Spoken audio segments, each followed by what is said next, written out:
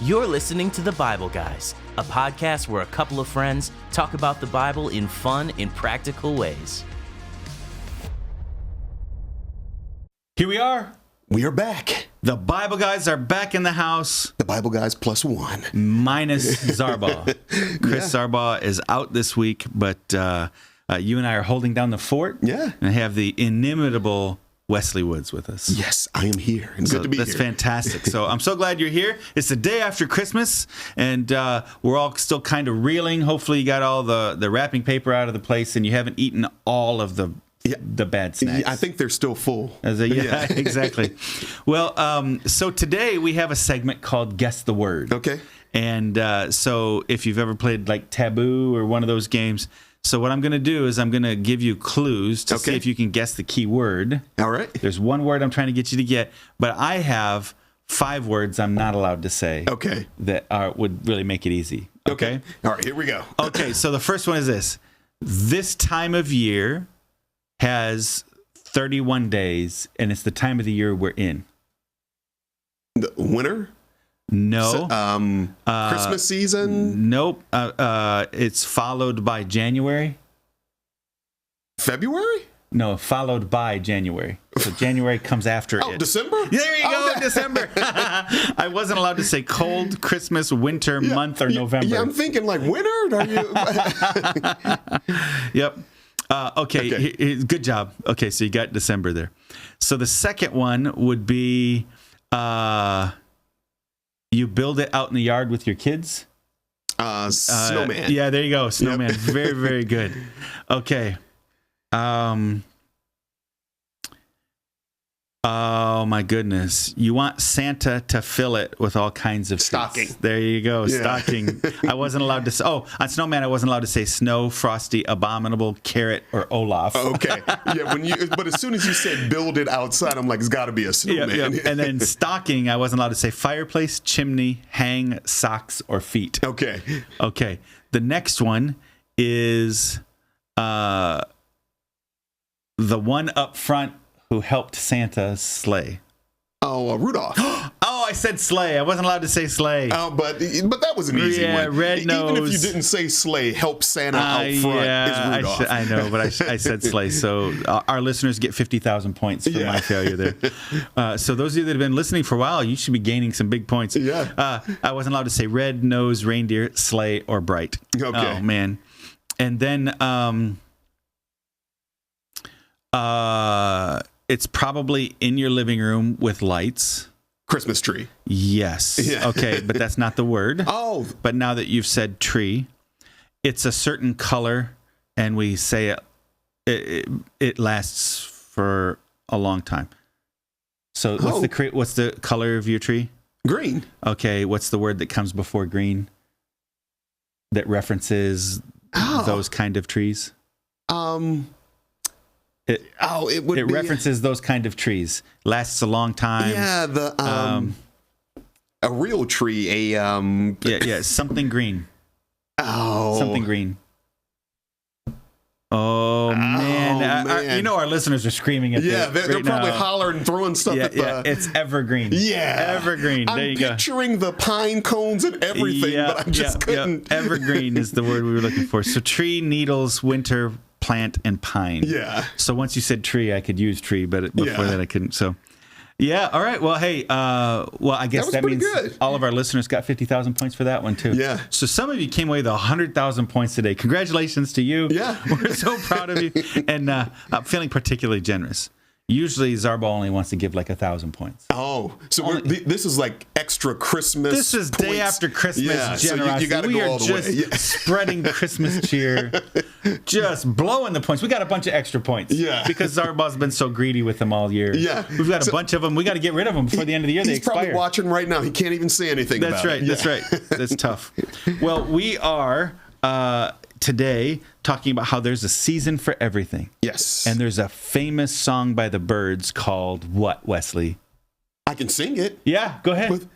Do everything, turn. Yeah, that's all you get. That's it. Turn by the Byrds is quoting this passage from the Bible, right? Yeah. So 1965, top topper was quoting Ecclesiastes chapter 3. And that was your Christmas gift to our listeners. Yes, that was it right there. Wasn't it? I can't give you anything better. You love them so much you sang for them.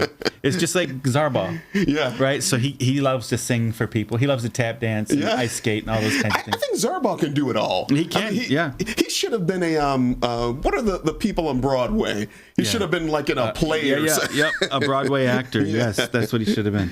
So, anyways, we are in Ecclesiastes chapter 3. If you haven't read Ecclesiastes chapter 2, you should. He talks about the futility of pleasure. He talks about the fact that being wise, you're not going to last any longer than being a fool. He talks about the futility of work. He's put his hands to work, and while it's satisfying, sometimes it doesn't fulfill. And so he's struggling with that. But then you finally get to Ecclesiastes chapter 3, and he says, "For everything there is a season, a time for every activity under the sun, under heaven, a time to be born and a time to die, a time to plant and a time to harvest, a time to kill and a time to heal, a time to tear down and a time to build up, a time to cry and a time to laugh, a time to grieve and a time to dance, a time to scatter stones and a time to gather stones, a time to embrace and a time to turn away, a time to search and a time to quit searching, a time to keep and a time to throw away, a time to tear and a time to mend, a time to be quiet and a time to speak, a time to love and a time to hate, a time for war and a time for peace." What do people really get for all their hard work? I have seen the burden God has placed on us all, yet God has made everything beautiful for its own time. He has planted eternity in the human heart, but even so, people cannot see the whole scope of God's work from the beginning to end. So I conclude that there is nothing better than to be happy and enjoy ourselves as long as we can. And people should eat and drink and enjoy the fruits of their labor, for these are gifts from God. And I know that whatever God does is final. Nothing can be added to it or taken from it. God's purpose is that people should fear him. What is happening now has happened before. It will happen in the future as it has happened before, because God makes the same things happen over and over again. Yeah, that's good. Okay. It's kind of similar to what we talked about in previous days. Right. In terms of there being nothing new under the sun. Right. Yeah. So as you would read the book of Proverbs and go, hey, these are all good things I should apply in my life. Yeah. The book of Ecclesiastes, until you get to the very end, I would say there's interesting thoughts there, but you wouldn't want to build your life around the book of Ecclesiastes because you've got this guy who's kind of spiraling. Yeah. He has good moments and bad moments and good moments and bad moments through the whole book. So he has moments where he's like, man, God is good. We should enjoy life. And everything he's given to us is a blessing. And then I'm miserable and God just keeps doing stuff over and over again and there's no hope. Yeah. Right? And he flips back and forth, back and forth. And so I would say you don't take the book of Ecclesiastes as advice for life always, like you would the book of Proverbs. You take it rather as an understanding of the futility of a life that winds up being wasted. Yeah. Right? And so you see him kind of spiraling here. But he has some really great phrases in chapter 3, in particular, a time for everything. Yeah. Right? Yeah, I like verse 3, especially as we're moving into a brand new year, a time to kill and a time to heal. When I read that, I immediately thought of what are some things that we need to kill in our own lives? Oh, yeah. And not carry into 2025. So there are probably some habits. There are probably there could even be, Jeff, some bad relationships. Right. We need to sever. So don't kill the person. I'm not advocating that, but I'm saying necessarily. Yeah. No, I'm joking. That's not. Yeah. But there's some relationships where God has kind of been nudging us that this relationship isn't healthy. It needs to come to an end, but we keep kind of dragging it along like a dead mule. And God is saying it's time to cut the cord on that one. Yeah. So I just kind of think about that as in January, a lot of times people think of new things, new goals, new habits. What are some things that we need to leave in 2024 and not carry into 25? That's right. Yeah. So it's interesting. Each of these seem to have, most of them have a negative and a positive. Yeah. There's a time to be born. There's a time to die. None of us want to die. Yeah. But we want to prolong the living part as long as we can. There's a cycle. Yeah. Right. To life in general. There's a time to cry, a time to laugh. We don't want to cry. We want to laugh. Yeah. There's a time to embrace and a time to turn away. None of us want to leave, the people we love, but there's times when you have to. And so, I think of this passage a lot Chris makes fun of me sometimes. My wife makes fun of me all the time about this phrase that I really believe duties never conflict. I've mentioned this on the podcast before, duties never conflict. Yeah. And this is one of those passages. There is a time when I have to turn away. I don't want to leave. I want to keep embracing, but I do have to, because the duty that's pulling me away is greater than this desire to stay in the moment. I have to go do this thing. Yeah. And so, Solomon's kind of saying that there's a priority to life. There's a rhythm to life. There are things, sometimes you have to do the things that are hard or the things you don't want to do. It's not always pleasure. Yeah. It goes back and forth. You plant, you harvest, and that. So again, life application study, Bible, you should grab one. Ecclesiastes chapter 3, verse 1 through 8, the notes say timing is important. I love that.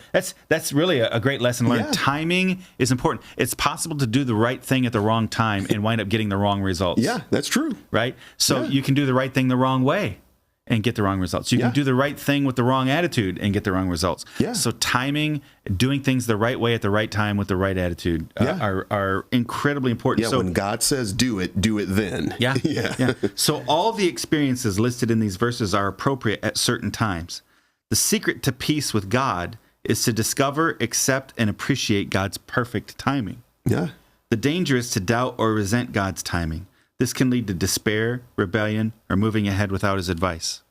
So I recently had a conversation with somebody who was pretty angry at God, saying, I've done these things, and I don't feel like God's keeping his end of the bargain. And I said, I think that, you have a right to say, God, I've done all these things. I'm looking forward to you keeping your end of the bargain. But getting resentful at him or being mad at him, I said, he has not yet done what you believe he should do. Yeah. But timing is important. So trusting God's timing is as much about your faith as the fact that you've chosen to do the right thing. Yeah. Right. So the one area of your faith, even though you've done the right thing in all these areas, the area you're being tested in is in the very area that is most important. That is learning to trust God and his timing. Yeah. So it's not that it's never going to, and I was trying to encourage this person, it's not that it's never going to happen. Yeah. It has not yet happened. So it's fair to say, God, I want to please you. Show me what you're teaching me. Yeah. Right? That's it. You've pleased him in all these other areas. Yeah. And now this one hang up, you're getting bitter towards God. And I can understand that. I've had times in my life where I felt like I waited too long. Yeah. And then when God shows up, it was exactly right. It was perfect. His timing was perfect. I was frustrated for a while, but his timing was perfect. The more you see God do that in your life, the more confidence you get that, okay, I'm going to go ahead, and this is a tough time, but he's making me stronger. I'm becoming better. I'm more dependent on him. When I am weak, he is strong. And then God shows up and does exactly the right thing at exactly the right time. And you go, whew, I'm glad there was no other answer than that one, right? Well, here's a funny thing, Jeff. Sometimes we will get angry at God for not giving us something, and we don't even have the capacity to handle the thing that we're asking God for. We think we are. Right. We think, oh, God, give me this, give me that. I can handle it. And God is saying, you can. There's some maturity that needs to take place before you receive that. Right. So, yeah, I think there's a little component of that where God, the delay isn't due to God's inability. Oftentimes the delay has to do with us. Right. It's not God that has the issue.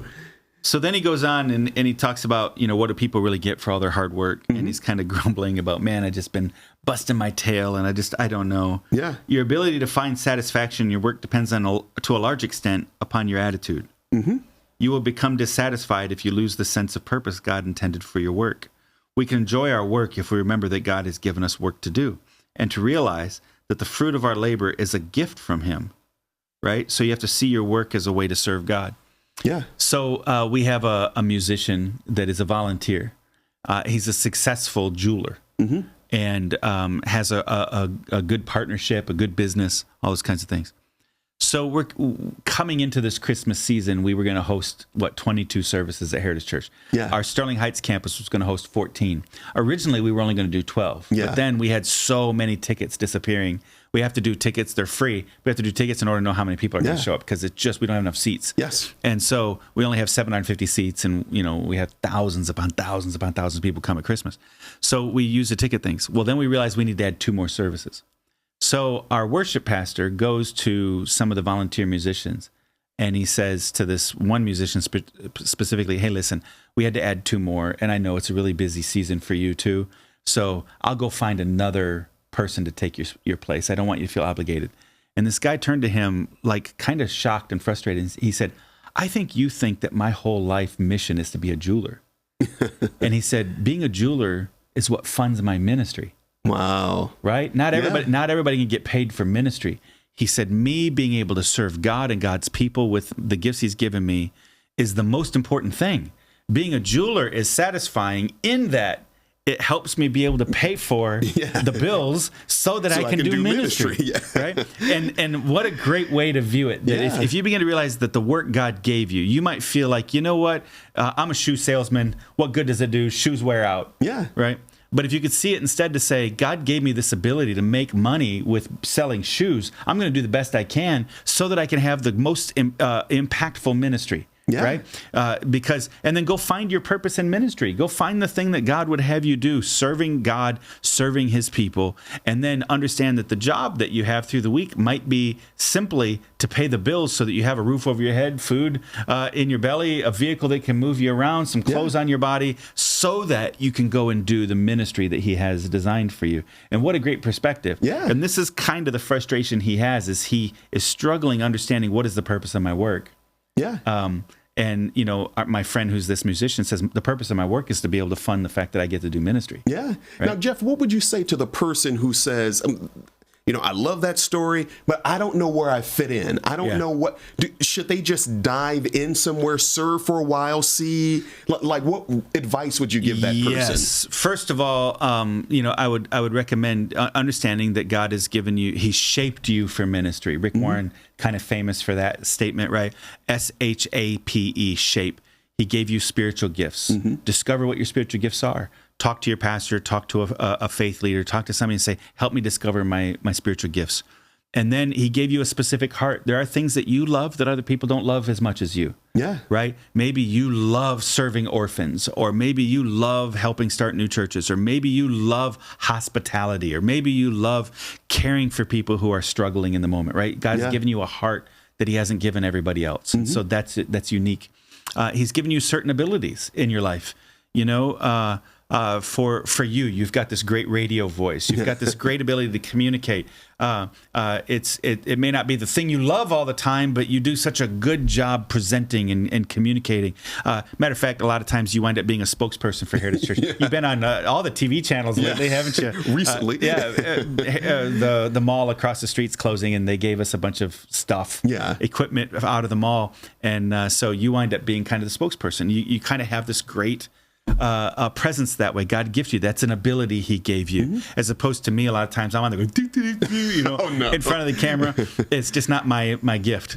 So he's given you abilities like that.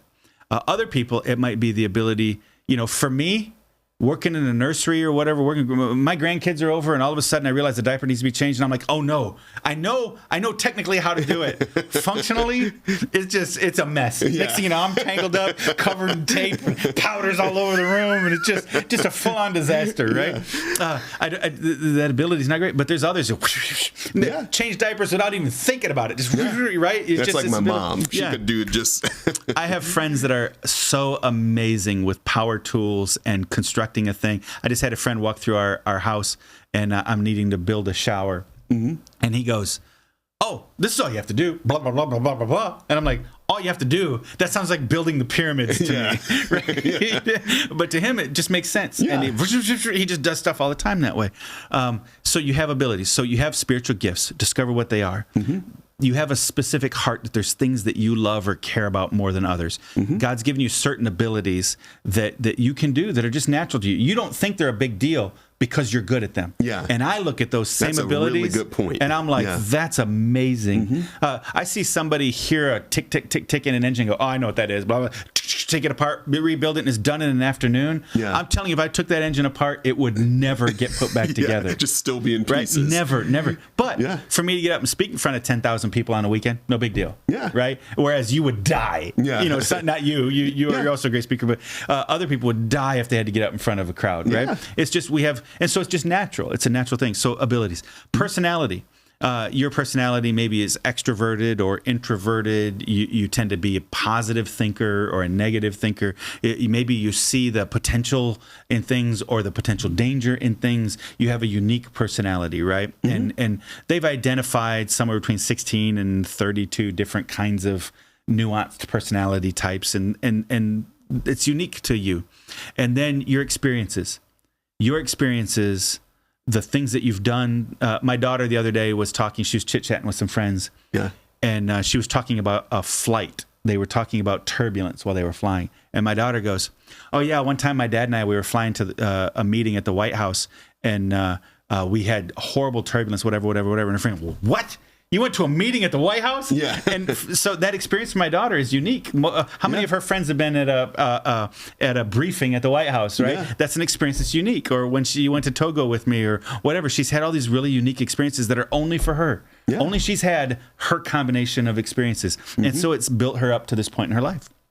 And you too. You've had unique experiences that are unique to you. And so the positive experiences you can learn from, but the negative experiences really form us and shape us. Yeah. And so God will never waste your hurts. He never will. And so when you take those things, your spiritual gifts, your heart, your abilities that are unique to you, your personality that's unique to you, and your experiences, your good ones and the bad ones, those shape you to do certain things in the kingdom of God that are unique to you. That's how you begin to find your purpose. And so for me, my spiritual gifts tend to be, I have an apostolic gift. I start new ministries and new things and plow into unengaged places or unreached places and people. That's one of them. I also have wisdom and discernment show up often in any of the spiritual gifts tests that I take, and leadership. Those evangelism would be the fifth one. Those ones always show up in there. And so it's not a surprise to me that I'm the chairman of the board of an organization, one of the largest church planting movements in the world. Yeah. It's not the only, but it's one of them in the world, that I pastor church, spend a lot of time on stage teaching the Bible and counseling people with what wisdom. Those things make sense to me. Then my heart is, I really care that people know God and know God's word and benefit in this life, a better life, by applying his words and having assurance of salvation in eternity through Jesus Christ, right? So this evangelism thing, these abilities is really important to me. My personality is, on stage, I'm more of an extrovert, but maybe personally, I'm a little bit more of an extrovert. I'm more of a thinker, that kind of thing. More introvert. Introvert. I'm sorry, introvert. More of a strategist. I would rather have a intimate friendship conversation with 2 or 3 couples with my wife than to be walking through massive crowds all the time. That kind of thing. And so I wind up doing better in smaller groups than in larger groups, except when I'm teaching. And then my experiences have been, I've been a part of some very, very small churches. I've been a part of one of the largest churches in America. I've seen, thousands and thousands of people come to faith in Christ in other ministries, and I've been a part of it in our ministry. And those experiences, along with all of the intercultural stuff, working in the Muslim majority world, those things, those have all shaped kind of the direction of my life. And then I just looked for ministry opportunities in those areas. And I think that's the key point, Jeff, because I think that's where people get hung up sometimes, in that because they don't necessarily know which direction to go, they do nothing. So I would say the adventures in life happen with yes. Yeah. They never happen with no. So when you have an opportunity and you think, you know what, my heart is, I really care about moms and I care about young children. And my spiritual gift seems to be this mercy serving kind of a gift.